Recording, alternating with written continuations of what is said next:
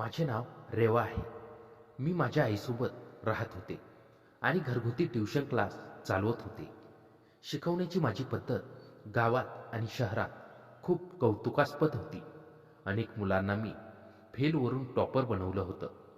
एके दिवशी माझी आई तिच्या मैत्रिणीच्या नातवाला आमच्या घरी घेऊन आली आणि तिने मला सांगितलं की आदित्य आजपासून आपल्यासोबतच राहणार आहे.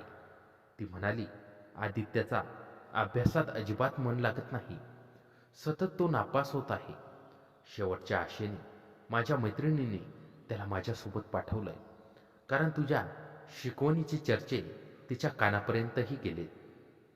तिने मोठ्या आशेने तिच्या नातवाला आपल्याकडे राहायला पाठवलं, जेणेकरून तो अभ्यास करेल. आईपुढे मी काही बोलू शकत नव्हते. मग आई आणि मी दोघींनीही त्याला राहू दिलं. सुरुवातीचे 2-3 दिवस आदित्य अगदी शांत, गोड आणि भीती वागणारा मुलगा दिसत होता. पण नंतर हळूहळू त्याच्या वागण्यात छोटे छोटे बदल जाणू लागले होते. आदित्यची त्याच्या आद्याप्रती अशी वागणूक अचानक बदलू शकेल याचा विचार मी कधीच केला नव्हता. आमच्या घरात आई आणि माझी स्वतंत्र खोली होती. आदित्य आल्यावर आम्ही आईची खोली त्याला दिली आणि आई माझ्या खोलीत माझ्यासोबत राहायला आली. दुसऱ्या दिवसापासून मी आदित्यला माझ्या ट्युशनला बसवायला सुरुवात केली होती. काही दिवस झाले होते आणि त्याच दरम्यान त्याच्या वागण्यात काहीतरी अनपेक्षित बदल दिसू लागले, ज्यामुळे माझ्या मनात पहिल्यांदाच एक अस्पष्ट प्रश्न उभा राहिला. मी मागच्या काही दिवसापासून बघत होते की आदित्य जेव्हाही ट्युशनमध्ये बसायचा तेव्हा त्याचं लक्ष अभ्यासाकडे कमी आणि इतरत्र जास्त असे. मी अनेकदा त्याला मला एकटक बघताना पाहिलं होतं. तो घरातला असल्यामुळे मी त्याला काही बोलले नव्हते, परंतु त्या दिवशी आदित्यने थोडी सीमाच ओलांडली. भर ट्युशनमध्ये मी शिकवत होते तेव्हा अचानक पाठीमागून एक खडू माझ्याजवळ येऊन पडला. कोणीतरी मुद्दाम फेकल्यासारखं वाटलं, पण कोणी केलं हे समजलं नव्हतं. मी पहिल्यांदा ते दुर्लक्ष केलं, पण काही क्षणातच पुन्हा कमरेजवळ एक खोडरबर येऊन पडला. त्या दिवशी ट्युशनमध्ये अशी अनावश्यक मस्ती पहिल्यांदाच होती. दुसऱ्यांदा तसं झाल्यावर मी राग आवरू शकले नाही आणि मुलांना समज दिली. तेव्हा ट्युशनमधल्या रोहन नावाच्या मुलानं शांतपणे सांगितलं, टीचर, मगाशी खडू आदित्यनं तुमच्याकडं फेकला होता. आताही त्यानेच तुमच्या दिशेने रबर फेकलं. आदित्य ट्युशनमध्ये आल्यापासून तो स्वतःही अभ्यास करत नाही आणि आम्हालाही अभ्यास करू देत नाहीये. तुम्ही या एवढ्या मोठ्या वयाच्या मुलाला आमच्यामध्ये ट्युशनला का बसवतात? आदित्य ट्युशनमधील बाकी मुलांपेक्षा वयाने मोठा होता. माझ्याकडे फार तर 14 वर्षाची मुलं ट्युशनला येत असायची. आदित्य आता जवळजवळ कॉलेजच्या मुलांच्या वयाचा होता. तेव्हा काही बोलणार इतक्यात आदित्य आणि रोहनमध्ये बाचाबाची सुरू झाली. आदित्य रोहनला म्हणाला की तू खोटं बोलतोयस. परिस्थिती हाताबाहेर जाऊ नये म्हणून मी दोघांना लगेच थांबवलं. खरं तर मगाशी नेमका खोडकरपणा कोणी केला हे मी स्वतः पाहिलं नव्हतं, त्यामुळे मी कोणालाही जास्त काही बोलले नाही. ट्युशन सुटल्यावर विद्यार्थी आपापल्या घरी गेले आणि आदित्यही शांतपणे त्याच्या खोलीत निघून गेला. त्यानंतर मी घराचा दरवाजा लावायला जाऊ लागले. दरवाजाजवळ येताच मला रोहन दिसला. मला वाटलं त्याची ट्युशनमध्ये काही वस्तू राहिली असेल, पण मला बघताच रोहनने मला घराच्या बाहेर बोलावलं. तो म्हणाला, टीचर, मी खरंच मगाशी तुमची काही मस्करी केली नव्हती. उलट आदित्यबद्दल मला तुमच्याशी बोलायचं होतं. रोज अभ्यासाच्या ऐवजी तो तुमच्याकडे काहीशा वेगळ्या पद्धतीने बघत असतो. रोहन पुढे म्हणाला, मी त्याला तुमचाही धागा दाखवला होता. तुझं नाव टीचरला सांगतो. तर तो म्हणाला, मी लहान नाही, मी मोठा झालोय. टीचरला मी आवडतो, त्यामुळे त्या मला रागवणार नाहीत. आज तुम्ही त्याला रागावला नाहीत म्हणजे तो जे बोलतोय ते खरं आहे का? तुम्हाला आदित्य आवडतो का? रोहनचं असं बोलणं ऐकून मला फार राग आला. तरीही मी त्याला शांतपणे म्हणाले, तू मर्यादेपेक्षा जरा जास्तच बोलतोस. अशा उगाच्याच गोष्टी करू नकोस. उगाच आदित्यचं नको ते ऐकू नकोस. त्याचा हात तर आता मी बघते. असं म्हणून मी चिडूनच आत घरात आले. आत येताच मी आदित्यच्या खोलीत गेले. मी पाहिलं की तो मोबाईल बघत बसला होता. त्याला पाहून मी त्याच्यावर चिडले व त्याचा मोबाईल खेचू लागले, तर आदित्यने त्याचा मोबाईल माझ्या हाती लागू दिला नाही. त्याची ताकद माझ्यावरून कितीतरी पटीने अधिक होती. मोबाईलवरून झालेल्या हलक्या ओढाताणीत अचानक आदित्यचे नख माझ्या हाताला लागलं आणि हातातून थोडं रक्त येऊ लागलं. मला लागलेलं पाहून आदित्य लगेच किचनमध्ये गेला आणि हळद घेऊन आला. शांतपणे माझ्या जखमेवर हळद लावली. तेव्हा मला खूप दुखत होतं. आदित्य म्हणाला, आत्या, माझा मोबाईल खेचायची गरज काय होती? आता बघ, विनाकारण तुझ्या हाताला त्रास झाला ना. तेव्हा मी त्याला म्हणाले, तू ट्युशन झाल्यावर अभ्यास करणं अपेक्षित होतं. तुझ्या आईवडिलांनी तुला फक्त त्यांच्याशी संपर्क ठेवण्यासाठी मोबाईल दिला आहे, पण तू त्याचा वेगळाच वापर करताना दिसतोस. आता तू मोबाईलमध्ये काय करत होतास? जेव्हा मी तुला तो द्यायला सांगितला तेव्हा तू इतकी टाळाटाळ का केलीस? माझ्या प्रश्नावर आदित्य म्हणाला, आत्या, मगापासून 2 तास झाले मी ट्युशनमध्ये बसलो होतो. आता थोडं रिलॅक्स व्हावं म्हणून मी मोबाईल बघत होतो. बरं तू सांग, तू माझ्या खोलीत का आली होतीस? तेव्हा त्याच्याशी बोलत असताना मी अजिबात दर्शवलं नाही की मी त्याच्यावर चिडले आहे. मी अगदी प्रेमातच त्याच्याकडून त्याचं मत घेऊ लागले. मी त्याला विचारले, आदित्य, तुला मी कशी वाटते? त्यावर तो म्हणाला, आत्या, तुमचं व्यक्तिमत्व खूप प्रभावी आहे आणि तू हुशारसुद्धा आहेस. तुझ्या विचारांची आणि शैलींची प्रशंसा करण्यासारखी गोष्ट आहे. असं तो हसत म्हणाला. त्याने माझी एवढ्या उच्च दर्जाची प्रशंसा केली होती की ते ऐकून मी क्षणासाठी विसरले की मी फक्त त्याचं मत घेत आहे. तेव्हा त्याच्या त्या प्रशंसेतून बाहेर येऊन मी त्याला खडसावून विचारलं, तू ट्युशनमध्ये मुलांना माझ्याबद्दल काय सांगत आहेस आणि मी तुला आवडते हे खरं आहे का? त्यावर तो म्हणाला, हो, तू मला आवडतेस कारण तुझा स्वभाव फार गोड आहे. त्यावेळी मी नेमकं कुठल्या पॉईंटवर आदित्यवर चिडावं तेच मला कळत नव्हतं, कारण तो माझ्या प्रत्येक प्रश्नावर अगदी सहज आणि प्रेमाने उत्तर देत होता. त्यामुळे त्याच्यावर चिडण्याचा एकही चान्स मला मिळत नव्हता. तेव्हा मी त्याच्या खोलीतून बाहेर जाऊ लागले. मी जशी त्या खोलीतून बाहेर जायला वळले तसं मी पाठमोऱ्या बाजूने फिरताच मला फोटो काढण्याचा आवाज आला. मी मागं वळून पाहिलं तर मला पाहताच आदित्यने त्याचा मोबाईल त्याच्या पाठीमागे लपवला. आदित्यने त्यावेळी माझा फोटो काढला होता, पण मी समजले कदाचित मला भास झाला असेल. तेव्हा मी पुन्हा त्याच्याशी बोलत बसण्यापेक्षा त्या खोलीतून बाहेर गेले. पुढे असेच दिवस जाऊ लागले. मी घरगुती ट्युशनसोबतच काही मुलांना घरी जाऊन शिकवायचे. माझ्या ट्युशनमध्ये चांगल्या घरातील मुलं शिकायला येत होती. त्या हाय क्लास फॅमिलीतील मुलांना शिकवायला जाण्यासाठी मी व्यवस्थित राहणं म्हणत त्यांना शिकवायला जात असे. आता माझ्या ट्युशनमधील रोहनलाही मला घरपोच शिकवणी द्यायला जावं लागणार होतं, कारण त्याच्या पायाला दुखापत झाली होती आणि तो आता ट्युशनला येऊ शकत नव्हता. म्हणून त्याच्या आईबाबांनी मला घरपोच ट्युशन देण्यासाठी बोलावलं होतं. त्या दिवशी मी रोजप्रमाणे घरपोच ट्युशनसाठी जाऊ लागले. तेव्हा मी जात असताना आदित्यने मला दरवाजात अडवलं. तो म्हणाला, आत्या, 1 मिनिट थांब, मला फार महत्त्वाचं काम आहे. आधीच मला उशीर झाला होता, कारण माझे बरेच कपडे प्रेस केले नव्हते. कुठला ड्रेस घालावा यातच मला फार उशीर झाला होता. तेव्हा आदित्य धावतच माझ्याजवळ आला. जवळ येताच त्याने माझ्या पर्समध्ये माझा मोबाईल ठेवला, जो मी घरी विसरत होते. तेव्हा माझी मदत केली आणि म्हणाला, तू आज ठीक नाही दिसत आहेस. त्याचं अचानक असं वागणं पाहून मी काही क्षण थबकले. मी थोड्या कठोर आवाजात विचारलं, आदित्य, हे काय बोलतोयस? तो शांतपणे म्हणाला, आत्या, तू आज घाईत दिसतेस, त्यामुळे घाई गडबडीत तू आज व्यवस्थित नीटनेटकी तयार झाली नाही आहेस म्हणून बोललो, बाकी काही नाही. त्याचं उत्तर अगदी सरळ होतं, पण त्याच्या वागण्यातला हा बदल मला अजूनच गोंधळून टाकणारा होता. त्यावेळी मी आदित्याला जास्त काही बोलले नाही, कारण मला आधीच उशीर झाला होता. त्यानंतर मी संध्याकाळी 7 वाजता घरी आले. मी घरी आले तेव्हा आई घरी नव्हती.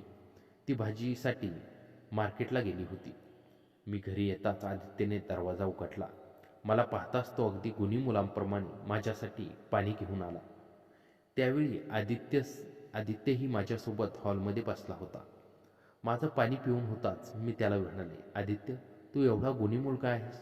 तू न सांगताच मला पाणी आणून दिलं. तू एवढा व्यवस्थित राहतोस, मग तू अभ्यास का करत नाहीस? त्यावर तो म्हणाला, आत्या, अभ्यास सोडून तू माझ्याशी सगळं बोल. मी तुला बाकी सगळ्यांची उत्तरं अगदी सहज देईन, पण अभ्यासाचा विषय माझ्या पुढे काढू नकोस. मग मी त्याला म्हणाले, तुझं हे मत मला तुझ्या आईबाबांना सांगावं लागेल. तेव्हा योगायोग असा झाला की मी त्याच्यापुढे त्यांच्या बाबांचं नाव काढलं. तोच मला त्यांच्या घरून फोन आला. मी फोन उचलून तो स्पीकरवर टाकला. समोरून आदित्यचे बाबा, ज्यांना मी दादा म्हणायचे, ते माझ्याकडे त्यांच्या मुलाची विचारपूस करू लागले. दादा म्हणाले, आदित्यचा अभ्यास कसा चाललाय? त्याच्या अभ्यासात थोडाफार प्रोग्रेस आहे की नाही? तेव्हा मी आदित्यला इशारा करू लागले की तू ट्युशनमध्ये अभ्यास न करता आगाऊपणा करत आहेस हे मी दादाला सांगते. तेव्हा आदित्यने मी त्यांच्या बाबांना काहीही सांगू नये म्हणून माझ्यापुढे विनवणी सुरू केली. त्याने मला हलकं थांबवून धरलं आणि कॉल होल्डवर टाकला. त्याचा तो अचानकपणा पाहून मीच नचकले. तो माझ्याजवळ उभा असल्याने त्याचा मला जरा अधिकच दबदबा जाणवत होता. आदित्यची उंची आणि बांधा यामुळे तो मोठ्या मुलांसारखाच दिसत होता. त्याला पाहिलं तर कोणीही सहजपणे सांगू शकणार नाही की तो अजून. त्याच्या या बदललेल्या वागण्यामुळे माझ्या मनात आणखीन एक प्रश्न उभा राहिला. आदित्य इतका अस्वस्थ का वाटतो? तेव्हा तो माझ्याजवळ उभा होता. मला तर एक प्रकारचा दबाव जाणवत होता. एक वेळ माझा श्वास दाबू लागला. मी त्याच्याबद्दल दादाला काही सांगणार नाही हे मी त्याला प्रॉमिस केलं. माझ्याकडून प्रॉमिस घेतल्यानंतर तो त्याच्या जागी जाऊन बसला. मी दादाला आदित्यबद्दल काही सांगितलं नव्हतं, पण मला त्याच्या वागण्याचा फार राग आला होता. म्हणून तेव्हा दादाचा फोन ठेवताच मी त्याच्याशी न बोलता माझ्या खोलीत निघून गेले. आदित्यही माझ्या मागे आला होता. मी त्याला म्हणाले, मला तुझ्याशी बोलायचं नाहीये. तू फार विचित्रासारखा वागतोयस. तुझ्याकडून मला मोठी अपेक्षा नव्हती. मी स्वतःहून वयाने आणि नात्याने मोठी आहे, हे विसरू नकोस. आदित्य, तू थोड्या वेळापूर्वी जे वागलास ते मला अजिबात आवडलं नाही. मी त्याला ठाम आवाजात सांगितलं. आजपर्यंत मी कोणाचाही दबाव सहन केला नव्हता आणि तो काल आलेला मुलगा मी काय वागायचं काय बोलायचं ते मला सांगत होता. त्याच्या वागण्यात एक वेगळ्या प्रकारची समज होती, जी मला कधीकधी वेगळ्या वेगळ्या प्रकारे विचार करायला भाग पाडायची. पुढे 2 दिवसानंतर आई नातेवाईकांकडे समारंभासाठी गावी निघाली. मी माझी ट्युशन सोडून आईसोबत जाऊ शकत नव्हते. यावेळीही नेहमीप्रमाणे आई एकटीच समारंभ अटेंड करायला निघाली होती. ती 5-6 दिवसांसाठी गावी गेली होती. आई गेल्यानंतरही मी आदित्यसोबत अभ्यासाव्यतिरिक्त जास्त काही गप्पा गोष्टी करत नव्हते. त्या रात्री आई घरी नव्हती. मी रोजप्रमाणे माझ्या खोलीत होते. रात्री झोपण्यापूर्वी मी हातपायांना लोशन लावत होते. कामात एवढी गुंग झाले होते की आदित्य कधी माझ्या खोलीत दरवाजात येऊन उभा राहिला हे मला कळलंच नाही. मी वळले तेव्हा त्याच्यावर माझी नजर पडली. तो काहीतरी विचारात हरवलेला दिसत होता, जणू कुठल्या तरी गोंधळात अडकल्यासारखा. मी त्याला काहीच बोलले नाही. फक्त त्याच्या नजरेतला तो विचित्रपणा मला प्रकर्षाने जाणवला. त्यावेळी आदित्य नेहमीसारखा नव्हता हे मला त्या क्षणी पहिल्यांदाच जाणवलं होतं. तेव्हा मी खोलीतला लाईट बंद करायला वळले तेव्हा आदित्य शांतपणे माझ्यासमोर येऊन बसला. तो म्हणाला, आत्या, रुसवा सोड ना. तू माझ्यावर का चिडली आहेस? मागच्या काही दिवसापासून मला काहीतरी बोलायचं होतं, पण आजीसमोर काही बोलण्याची हिंमतच होत नव्हती. त्या दिवशी बाबांचा फोन पाहून मी खूप घाबरलो होतो, म्हणून मी विचित्र वागलो. तू त्यांना माझ्या अभ्यासाबद्दल सांगितलं असतं तर त्यांनी मला फोनवरूनच रागवायला सुरुवात केली असती. मी घाबरलो होतो. भीतीपोटी मी तुझ्याशी तसं वागून गेलो. प्लीज मला माफ कर. आदित्यचा केवलवाना चेहरा पाहून मला त्याच्यावर राग धरावला नाही. मी शांतपणे त्याला समजावलं आणि माफही केलं. थोडा वेळ गेला तेव्हा तो हळू आवाजात म्हणाला, आत्या, आजीही घरी नाही आणि मला माझ्या खोलीत एकट्याला झोप येत नाही. मी तुझ्या खोलीत झोपू का? त्याची विनंती ऐकून मी थोडा वेळ काहीच बोलली नाही. मी त्याचाही तू साधा समजून त्याला माझ्या खोलीत झोपायला परवानगी दिली. रूममध्ये लाईट बंद होताच तो झोपायला लागला. काही क्षण मला अस्वस्थ वाटलं, पण मी शांत राहिले आणि म्हणाले, आदित्य, थोडं अंतर ठेवून झोप. तुला कदाचित भीती वाटत असेल, पण हे सुरक्षित राहण्यासाठी आहे. आदित्य काहीही बोलला नाही, पण त्याचं शांत राहणं त्या रात्रीच्या वातावरणाला अजून गंभीर आणि विचारमग्न बनवत होतं. मी एकदा त्याला शांतपणे बाजूला केल्यानंतर त्याने पुन्हा काही चुकीचं वर्तन केलं नाही. पण दुसऱ्या दिवशीही रात्रीही तो माझ्या खोलीत झोपायला आला. लाईट बंद होतात अचानक मला पुन्हा पाठमोऱ्या बाजूने हलकीशी हालचाल जाणवली. मी आधी समजले की कदाचित तो झोपेत वळला असेल, म्हणून मी त्याकडे दुर्लक्ष केलं. पण काही क्षणांनी तशीच हालचाल पुन्हा जाणवली. यावेळी मी शांत राहून नीट निरीक्षण केलं आणि तेव्हा माझ्या लक्षात आलं की हे फक्त झोपेत झालेलं नसावं. आदित्य जाणीवपूर्वक माझ्या दिशेने सरकत होता, जणू त्याला माझ्याशी काही बोलायचं होतं आणि काही म्हणायचं होतं, जे तो दिवसा बोलू शकत नव्हता. त्याच्या हालचालीत एक अनामिक अस्वस्थता होती. भीती, गोंधळ की काहीतरी वेगळंच, हे मात्र निश्चित होतं की काहीतरी बरोबरच नव्हतं. आदित्य लाईट बंद होताच काहीतरी हालचाल करून काही वेळाने स्वतःच्या खोलीत निघून जायचा. त्या रात्री तो निघून गेला आणि काही कारणाने माझं मन शांत बसत नव्हतं. मी हळूच त्याच्या मागे गेले. रात्रीच्या 1 वाजता आदित्यच्या खोलीचा लाईट अजूनही सुरू होता. इतक्या उशिरा तो जागा का होता, काय करत होता, हे मला जाणून घ्यायचं होतं. पण मी दाराजवळ उभी राहिली तेव्हा आतून कोणताही आवाज येत नव्हता, फक्त त्याच्या सावलीसारखा हलक्या हालचालीचा आभास. त्याचा चेहरा मात्र दिसत नव्हता. मी थोडा वेळ पाहत राहिले आणि मग शांतपणे परत माझ्या खोलीत आले. पुढच्या दिवशी अगदी तसंच काही दृश्य दिसलं. रात्री उशिरापर्यंत त्याच्या खोलीचा लाईट चालू. इतका वेळ जागा राहण्याचं कारण काय असू शकतं? तो काहीतरी लपवत होता का? की त्याला स्वतः काहीतरी मनातल्या गोष्टींची भीती वाटत होती? हळूहळू मला जाणवत होतं, आदित्य जसा दिवसा दिसतो तसा तो अजिबात नाही. त्याच्या आयुष्यात काहीतरी आहे जो तो कोणाला सांगत नाही. त्या रात्री तर मला त्याच्या खोलीतून काहीतरी वेगळेच आवाज ऐकू आले. साधारणपणे शांत असलेली खोली अचानक अस्वस्थ वाटू लागली. मी दाराजवळ उभी राहून काही क्षण ऐकत राहिले, पण नक्की काय चाललंय ते समजत नव्हतं. आदित्य ज्या दिवसापासून माझ्या खोलीत झोपायला येऊ लागला तेव्हापासून त्याच्या वागण्यात हलकेसे बदल जाणवू लागले होते. नकळत तो माझ्यासोबत बसू लागला. कधी कधी अनायसे माझ्या हाताला टच व्हायचा. त्यात काही जाणून बुजून होतं का, की तेवढं त्याला जाणवत नव्हतं? मला समजत नव्हतं. पण एक गोष्ट मात्र लक्षात येत होती, त्याची माझ्याकडे पाहण्याची नजर बदलली होती. पूर्वी तो साधा निरागस घरात नुकताच आलेला मुलगा वाटायचा, पण आता तो मला एकटक पाहायचा, अशा शांत नजरेने की मला स्वतःच नजर वळवावी लागे. जणू काही त्याला माझ्या डोळ्यांना डोळे भिडवायची हिंमतच उरली नव्हती.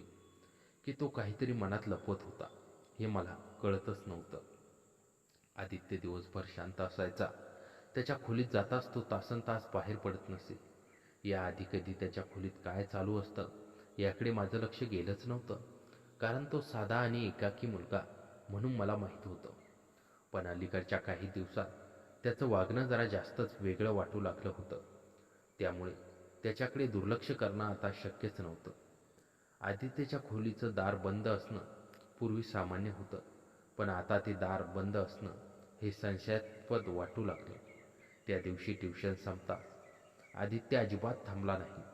तो सरळ त्याच्या खोलीत गेला आणि दार आतून लावून घेतलं. हा बदल मी स्पष्टपणे पाहिलाच होता.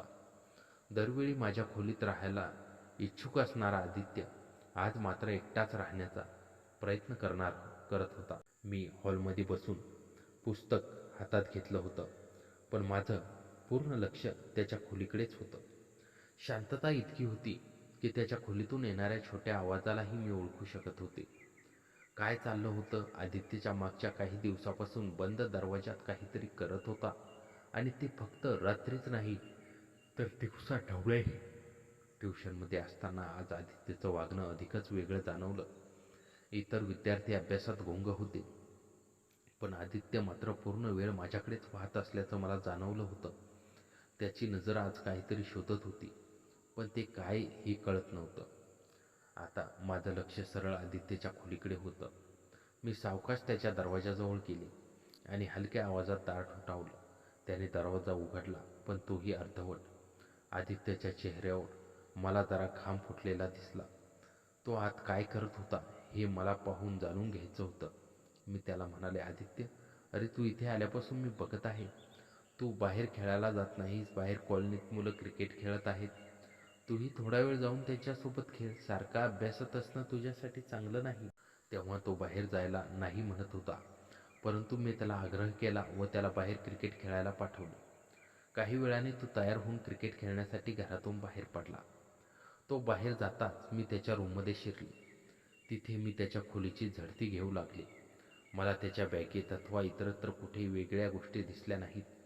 मग त्याच्या खोलीतून बाहेर पडत असताना माझ्या हातून माझा मोबाईल खाली पडला. मोबाईल उचलण्यासाठी मी खाली वाकले तशी माझी नजर त्याच्या बेडच्या खाली गेली. क्षणभर मला धक्काच बसला, कारण तिथे काही विचित्र वस्तू लपवलेल्या दिसल्या. कुतूहलाने मी ते सगळं बाहेर काढलं. प्लॅस्टिकची काही पिशवी, काही कागदांचे रोल आणि त्यात काही रेखाटणं. त्यातील एक कागद मी उघडला तेव्हा माझा श्वास सटकून राहिला. आदित्यने काढलेलं ते चित्र कोणत्याही साध्या रेखाटनकारासारखं नव्हतं. ते चित्र माझ्यासारखंच दिसत होतं. जणू मी शांतपणे दिसते तसं चेहऱ्याची रचना, केस, माझं नेहमीच घरातलं रूप, सगळं अतिशय बारीक सारीक तपशिलात. मी थक्क झाले. आदित्यने हे केव्हा काढलं, का काढलं आणि तेही बेडच्या खाली लपून का ठेवलं? त्या क्षणी मला जाणवलं की आदित्यचं वागणं मागच्या काही दिवसापासून जसं विचित्र होतं तसं ते फक्त योगायोग नव्हतं, काहीतरी कारण होतं. ते सगळं पाहून माझ्या मनात एक विचार आला. आदित्य माझ्याबद्दल मनात वेगळं ठेवू लागला आहे का? कारण हे सगळं फक्त एक साधा छंद नव्हता. मी अजून त्या रेखाटनाकडे पाहत होते. तेवढ्यात आदित्य अचानक खोलीत आला. माझ्या हातात त्याने काढलेलं चित्र पाहताच त्याचा चेहरा पटकन उतरला. तो अक्षरशः घाबरलेला वाटत होता. तो थरथरत माझ्याजवळ आला. माझ्या हातून ती पेंटिंग घेतली आणि अडखळत म्हणाला, आत्या, तू माझ्या खोलीत येऊन माझ्या वस्तू का पाहत होतीस?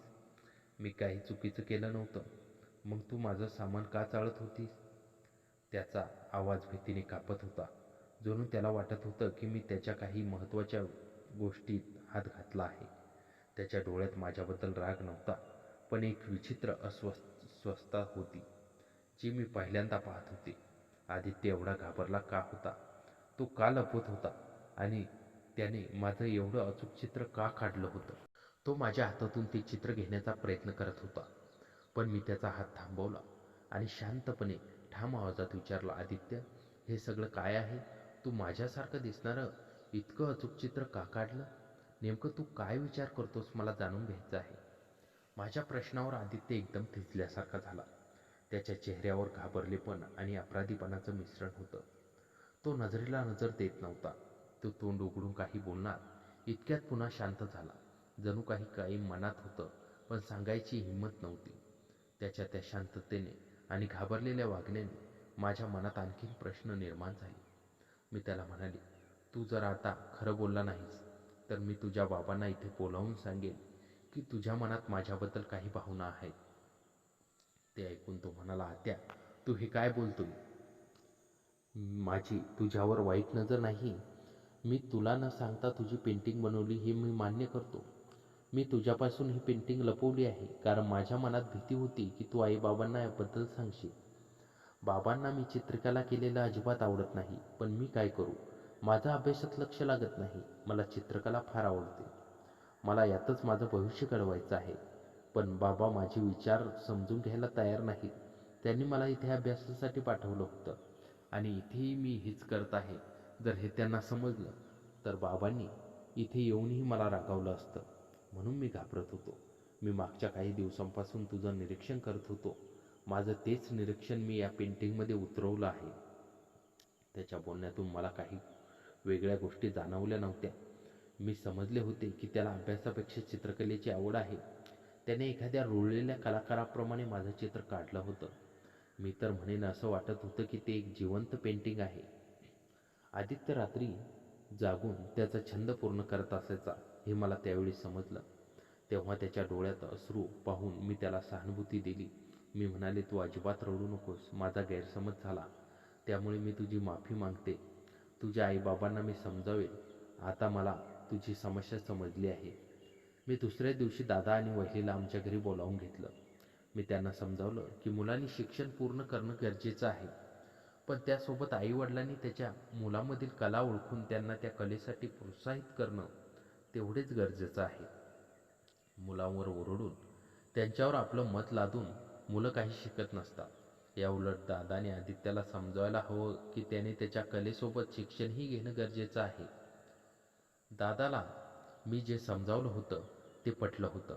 त्याने त्या दिवशी आदित्यला प्रेमाने जवळ घेतलं आणि व्यवस्थित समजावलं.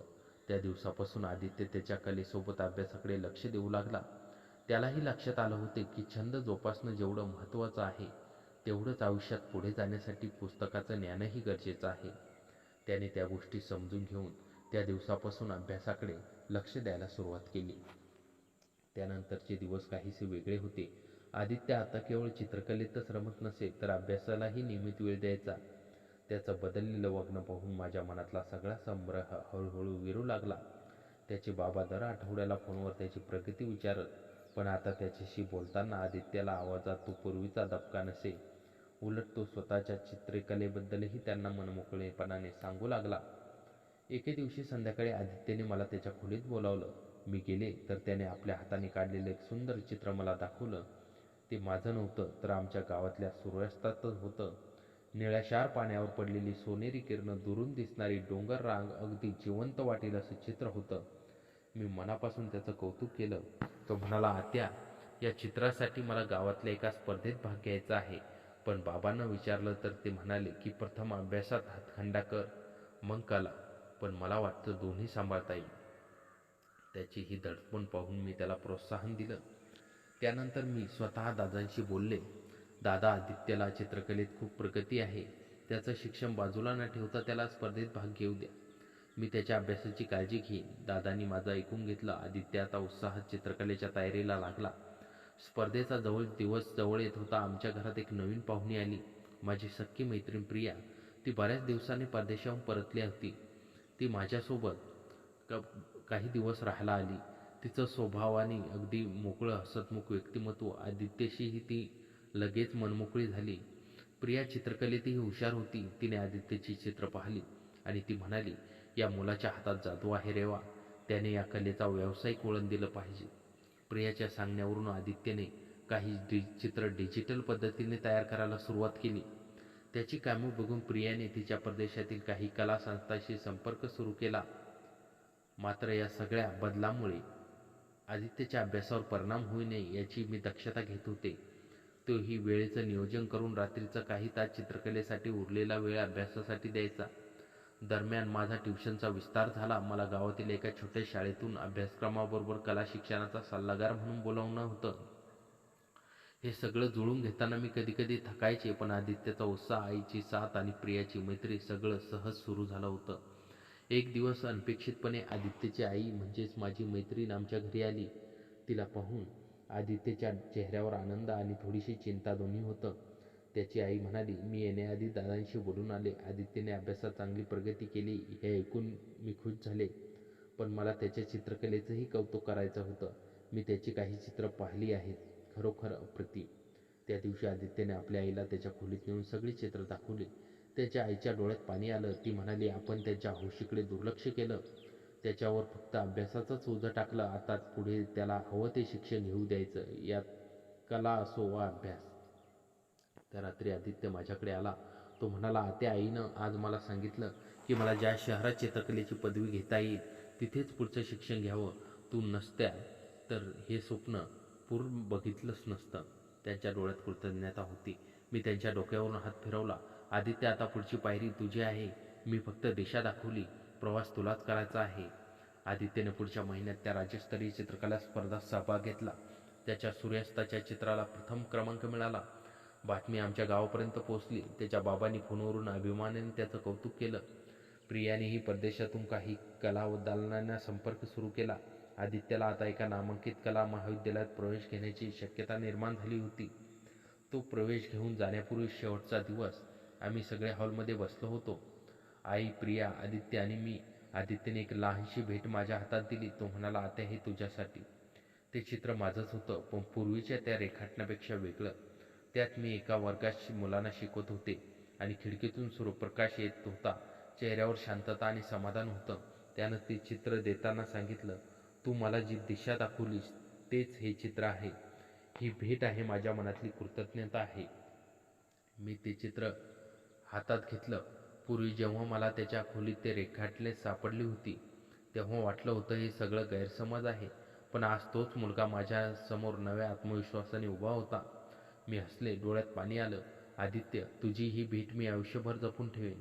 दुसऱ्या दिवशी सकाळी आदित्यला गाडीत बसवताना त्याची आई, दादा, आम्ही सगळे होतो. गाडी सुटवण्यापूर्वी तो माझ्याकडे वळून म्हणाला, आत्या, तू सांगितलं होतंस की प्रवास मला करायचा आहे, पण तू नेहमीच माझ्यासोबत आहेस ना? मी डोकं हलवलं, हो, नेहमी. गाडी निघून गेली. मी त्या चित्राकडे पाहिलं. आयुष्यात कधीकधी एखादा गैरसमज आपल्याला खरं सत्य शोधण्याची संधी देतो. आदित्यनं मला शिकवलं की प्रत्येक मुलाच्या मनात एक कलाकार लपलेला असतो. फक्त त्याला योग्य दिशा देण्याची गरज असते. आणि माझ्या शिकवणीची पद्धत गावात आणि शहरात कौतुकास्पद होती, हे खरंच. पण त्यापेक्षाही मोठा गौरव मला या नात्यातून मिळालं. एक विश्वास, एक ओळख आणि एक शाश्वत कलाकृती जी माझ्या हृदयात कायमची राहील. तर मित्रांनो, कथा कशी वाटली कमेंटमध्ये नक्की कळवा.